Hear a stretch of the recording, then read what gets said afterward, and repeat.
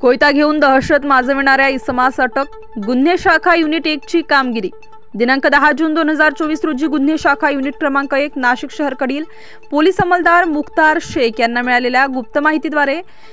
याच्या आरोपी असलम लतीफ खान हा गुमशा बाबा दर्गा भागात हातात कोयता घेऊन दहशत माजवत फिरत असल्याची खात्रीशीर बातमी मिळाली असता पोलीस अंमलदार 2544 मुख्तार शेख यांनी वरिष्ठ पोलीस निरीक्षक मधुकर कड यांना कळवून त्यांच्या मार्गदर्शनाखाली पोलीस उपनिरीक्षक चेतन श्रीवंत, सहाय्यक पोलीस उपनिरीक्षक सुरेश माळोदे, पोलीस हवालदार रमेश कोळी, पोलीस हवालदार शलद सोनवणे,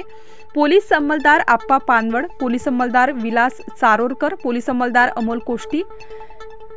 सहाय्यक पोलीस उपनिरीक्षक किरण शिरसाट अशांनी जनसेवा हॉटेल समोर गुमशहा बाबा दर्गा भद्रकाली नाशिक येथून आरोपितास शिताफीने पकडून ताब्यात घेतले. असलम लतीफ खान वय वर्ष 20 असे असल्याचे समजल्यावरून त्याच्याकडून 1000 रुपये किमतीचा लोखंडी धातूचा कोयता हस्तगत करण्यात आला असून सदर इसमाविरुद्ध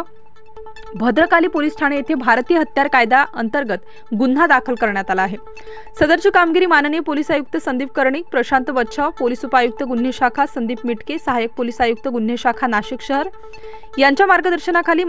गुन्हे शाखा युनिट क्रमांक 1 नाशिक शहरकडील पोलीस निरीक्षक मधुकर कड, सहाय्यक पोलीस निरीक्षक हेमंत तोडकर, पोलीस उपनिरीक्षक चेतन श्रीवंत, सहाय्यक पोलीस उपनिरीक्षक सुरेश माळोदे, पोलीस हवालदार रमेश कोळी, शरद सोनवणे, पोलीस अंमलदार मुख्तार शेख, आप्पा पानवड, विलास चारोस्कर, अमोल कोष्टी च्या सहाय्यक पोलीस उपनिरीक्षक किरण शिरसाट अशांनी केलेली आहे.